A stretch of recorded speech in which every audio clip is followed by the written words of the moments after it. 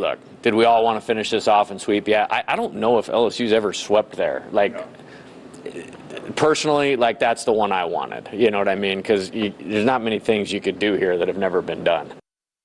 Truer words have never been spoken. LSU coming just within really a couple pitches of getting their first SEC sweep of the year on opening weekend. Nonetheless, we are still here with you doing our own thing. Matt Trent here with you, of course, my illustrious co-host Hunt Palmer of 104.5 ESPN Radio.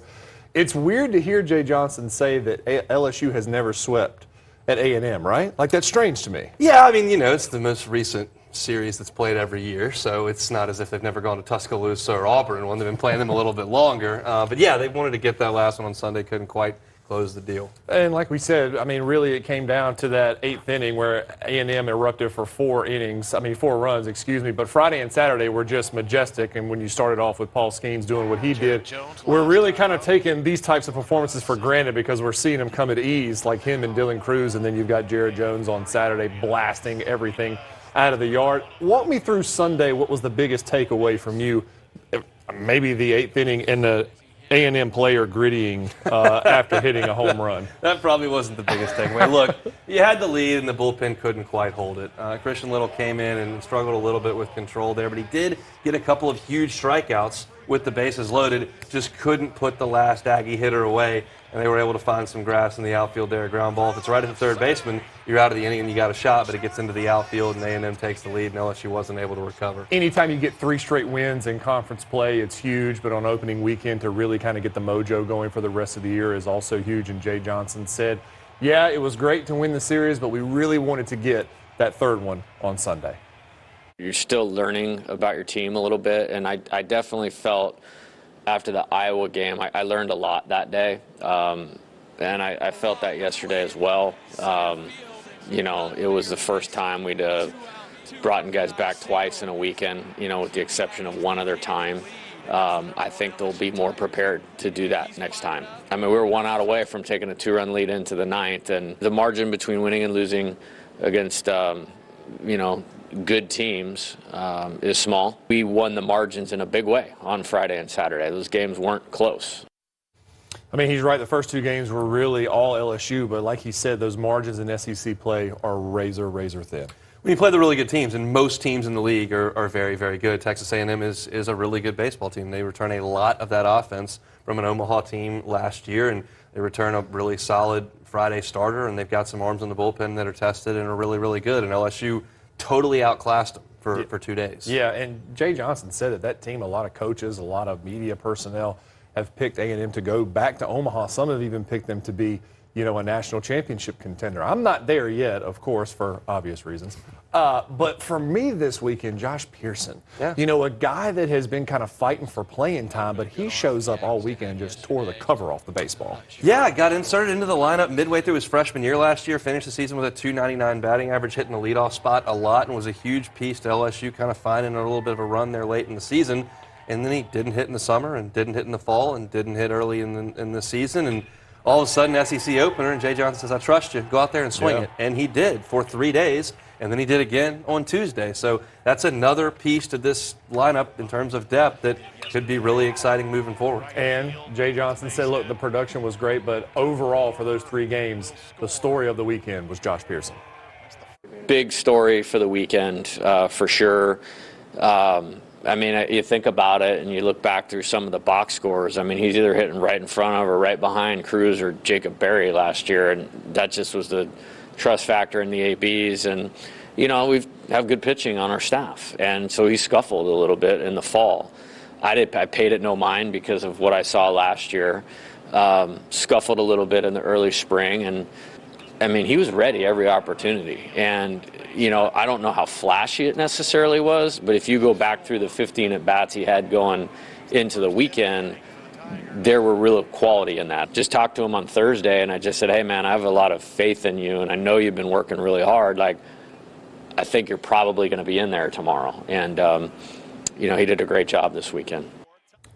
He did kind of start off a little bit slow to start the year, and everybody was kind of wondering, why isn't he in the lineup consistently? Why isn't he playing a lot? But that just goes to show you that it's not necessarily in situations like that all about the player. It's about the guys in front of you. It's about everybody in the lineup, and he's just a microcosm of how deep this team is. No doubt. I mean, you look at the other outfield spots, Cruz's spot, he's probably going to keep that one. But you look at the other outfield spots, and you've got Paxton Kling, who's been unbelievable as a freshman. Yep. You've got Josh Pearson. You've got Braden Jobert, who, by the way, hit 19 home runs last year and is off to a pretty good start this year. So you can't play everybody all the time. But when your name is called, your number is called, you got to go out there and produce, and Pearson did it. And it's really a credit to the guys, and we've heard really since Jay Johnson started giving us availability in the fall how player-led this team is. You know, a lot of guys don't really pout. A lot of guys really don't get upset with their situations.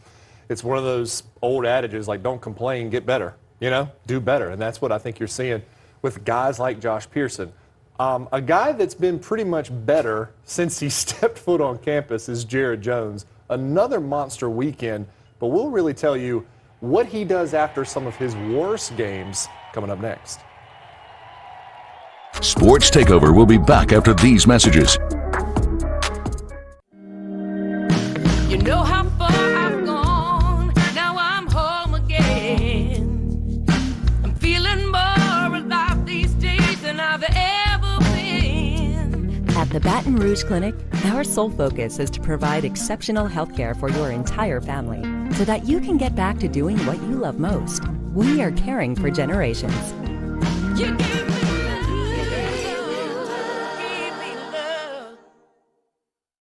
After decades of duplicating, we're going digital, providing our customers with the latest technology and exceptional customer service. Before, years ago, we just simply used a copy machine to copy, but now we're able to copy and print and scan and email, and that just with one machine, that makes everything easier. Not only do they sell the product and guarantee it, they back it up and they service that product.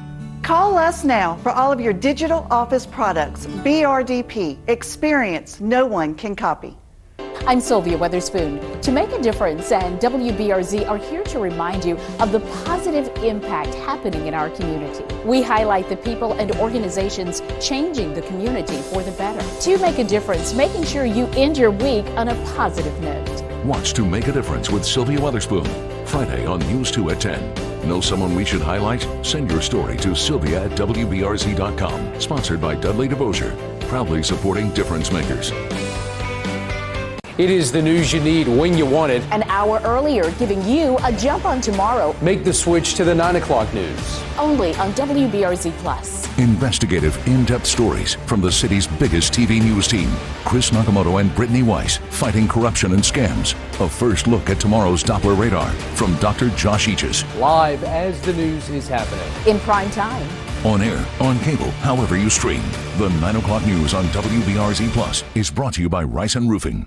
To Make a Difference is brought to you by Dudley DeBosier.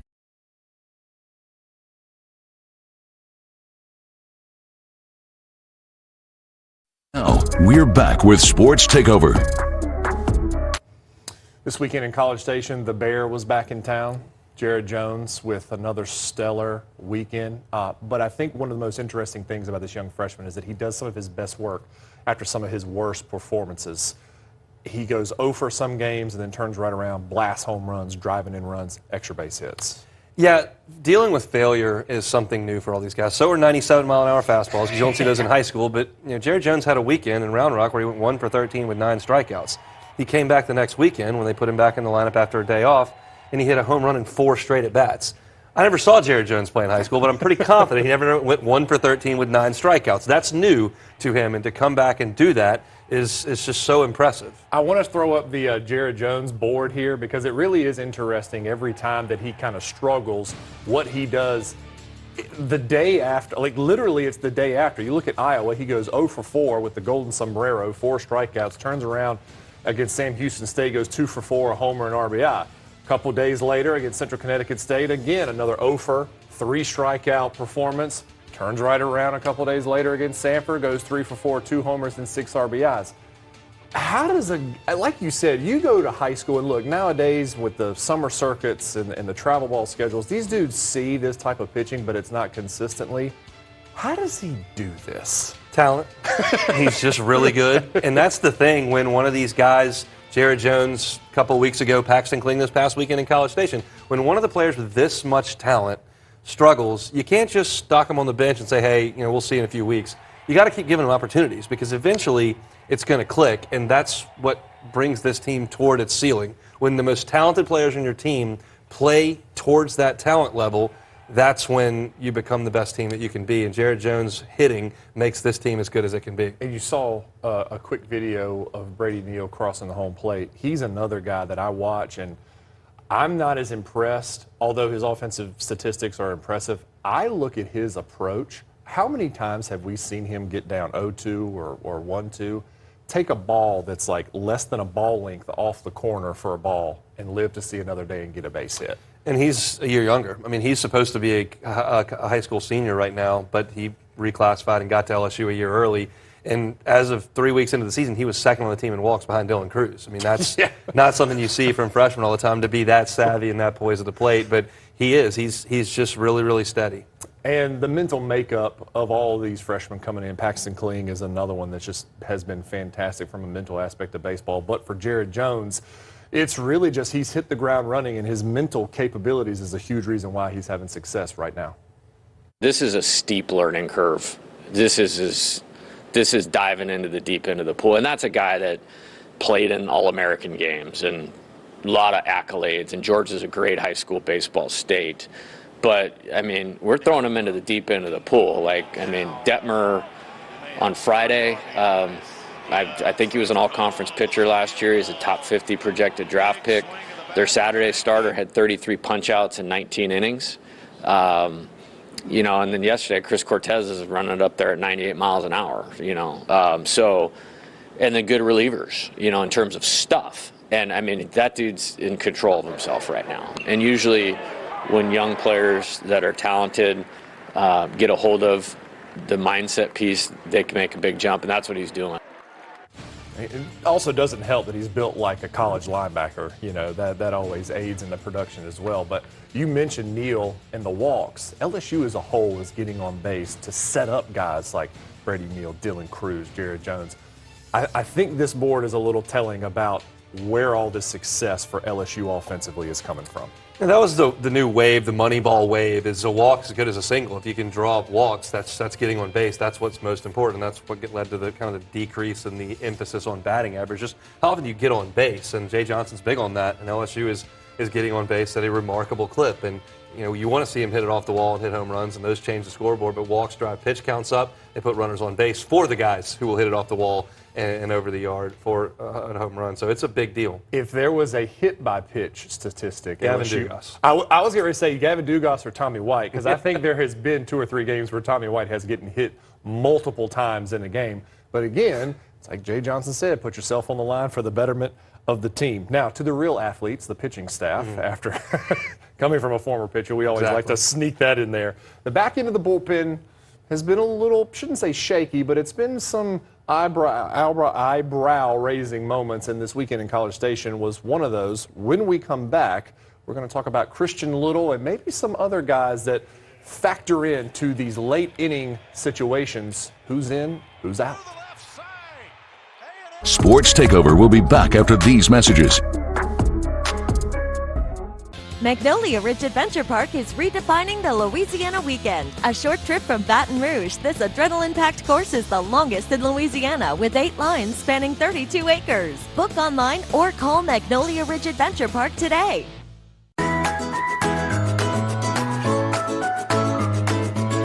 Find the symbol here, and it's about 3.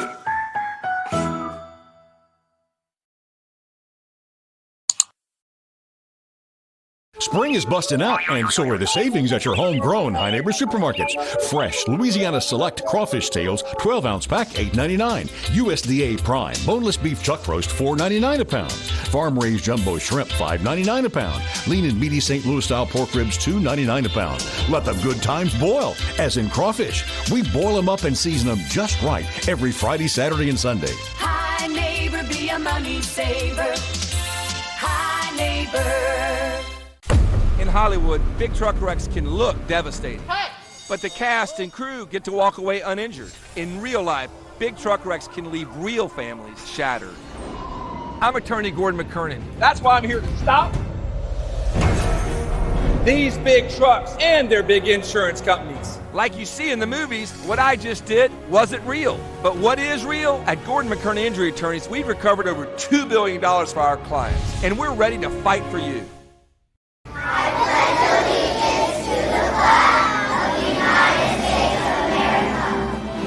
The Pledge of Allegiance, weekday mornings on TuneIn, the Noon News, and the WBRZ Facebook page. Sponsored by the Baton Rouge Clinic. Speed up and slow down at Magnolia Ridge Adventure Park. Bundle an animal encounter tour with your ziplining adventure and save sloths, otters, kangaroos, and more. Book online or call today. Magnolia Ridge Adventure Park, redefining the Louisiana weekend. To make a difference, and WBRZ are here to remind you of the positive impact happening in our community. Watch To Make a Difference with Sylvia Weatherspoon, Friday on News 2 at 10. Sponsored by Dudley DeBosier, proudly supporting difference makers.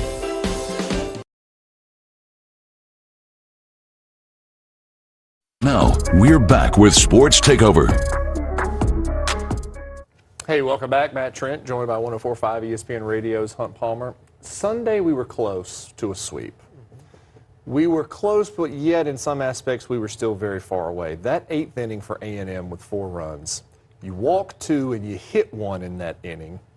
Is the back of the bullpen shaking up how you want it to?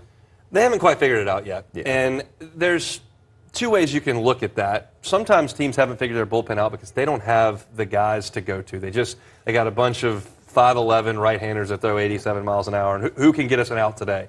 That's not LSU's situation right now. LSU's got a bunch of guys with big-time stuff and some guys that have pitched a lot in college baseball. Riley Cooper and Christian Little have a ton of innings under their belt. The talent of Chase Shores is immense. We've seen Griffin Herring step forward as a freshman, as a guy that Jay Johnson says they're going to get into the mix.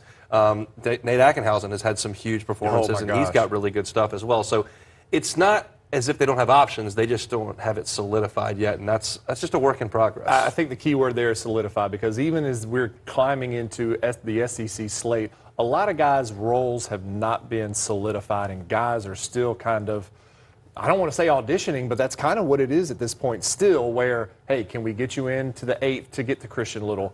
Can Christian Little stay in that ninth inning closer spot? With Jay Johnson, he has been a guy all throughout his career that has done both when it comes to a closer. He's nailed down one guy and said, it's the 9th inning, go out there and close it out, or it's been closer by committee, and Jay Johnson says right now he's tinkering with doing both. When you have a guy, it's great. The trap, I think, with that one is you have to be careful not to overuse that pitcher if it's just one pitcher. And so we don't have to do that on this team. I do like what Christian provides us in terms of experience, in terms of pitchability. Not to say that he can't or won't do something else on the staff. They were a little bit of a unique challenge this weekend, lineup-wise, and we're beyond it, so I'm not going to really go into that anymore. But, yeah, I mean, he's fine. Now, if my memory serves me correct, was Riley Cooper the only guy that threw twice this weekend at A&M? That is correct. He was the only guy well, Christian Little as well. Yeah, and Christian Little. I think that's what you're going to see as well, too, because up until this point, Jay hasn't had to do that a lot. And again, it's really all about not only can you produce, but can you bounce back? We don't have the luxury of having a Kevin Kopps a couple years ago at Arkansas where you can throw 3 and 4 times a weekend and get the job done. Riley Cooper had to do that a lot for LSU last year. He pitched in all 3 games of a weekend series 3 or 4 times last year. That's not acceptable. And then it was Paul Gervais and Eric Reiselman were the other 2 guys, and that's really all LSU had. They don't have to pigeonhole this year. They've got plenty of talent that can go out there and pitch. Now, the question is, are there guys that you want in big leverage spots that can pitch on a Friday and on a Sunday? That's kind of where Jay's going to, and Wes Johnson's going to have to figure it out. I think, too, when you don't pitch well, the defense also kind of checks out. And we haven't had the same defense this year as we had last year, and that's a really good thing. And Jay Johnson has said ad nauseum since the season started that the ability to fill up the zone, get in early counts, getting in pitchers' counts is going to help this defense. And so far, as one of the nation's leaders in fielding percentage, it has come true. I think Jordan Thompson said this just a couple weeks ago. Like when they're working so quickly with such good pace and the counts in your favor often, it's a lot easier to stay engaged out there. And I think it's helped tremendously. All the Jordan Thompson haters are a little quiet this year, wouldn't you say? Yeah, for good reason. He's only made one error, and it was a throwing error. And I think, too, again, correct me if I'm wrong, a lot of the quote-unquote fielding errors, the majority of them are by pitchers. Yes, the majority actually are by pitchers. That's what we've seen is the pitchers having trouble fielding their own position, but LSU defensively has been excellent. They're not going to field that high a percentage all year, but if you can field right around 980 for the year, you'll lead the Southeastern Conference. And if this team, with the talent they've got on the mound, catches the ball and doesn't give teams extra out at a 980 clip, they're going to be really tough to beat. And look, I know that the talent is there from a defensive standpoint, but when you really look at it, it's been kind of musical chairs with the defense. Trey Morgan going to left, Gavin Dugas all over the place, Ben Napolt has been playing everywhere in the infield. Tommy Tanks is playing third, which he didn't play at all at NC State and has been doing a great job. Is there something to be said about the versatility of this defense, too? Got a lot of good athletes and a lot of guys that have worked really hard. Most of your errors in college baseball are going to come from third base and shortstop, and Jordan Thompson solidified shortstop, and Tommy White has shown himself to be a very capable third baseman. So sure, your second baseman is going to kick a ball every once in a while. Your pitcher trying to pick up a bunt might throw it into the bullpen, and every once in a while your outfielders might make a misplay out there. But third base and shortstop is where the majority of your errors come from, and LSU's been rock solid at both of those spots. Speaking of rock solid, every single night, that's what you got to be in the SEC. And yet again, it's another top 5 team coming into the box. Arkansas comes in this weekend, riding a pretty hot wave. We're going to give you a preview and call the Hogs next. Sports Takeover will be back after these messages. Sylvia's Health Minute, 60 seconds of health and wellness for the mind, body, and spirit with Sylvia Weatherspoon. How do you know if your chest pain is serious? Dr. Nakia Newsom explains. For someone experiencing a heart attack, most of us envision a sharp, sudden onset of chest discomfort. But that doesn't happen all the time. Many start slowly with a mild pain or discomfort that increases over time. And the pain can be described as a dull ache or a pressure or a crushing chest pain. Sometimes the chest pain has nothing to do with your heart at all. It could be a lung issue such as asthma, a stomach issue such as heartburn, or even a panic attack. Regardless of the reason for the chest pain, it should always be taken seriously. And if you or a loved one think you're having a heart attack, please call 911 right away. Sylvia's Health Minute is brought to you by Baton Rouge General. Hey there, little buddy. What's the matter? What's the matter? My windows, siding, and my door. That's what's the matter. Relief Windows can fix all of that. I got you. Pop, pop. What's up? Oh my gosh, look! Curb appeal. That's a good-looking neighborhood. ReliefWindows.com. With over 50,000 students in higher education in the capital region, finding a great intern or employee shouldn't be complicated.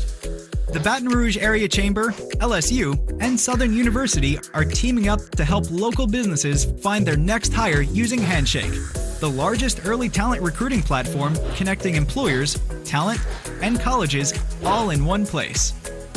Learn more at brac.org/handshake. No moment is too big or too small for the WBRZ investigative unit.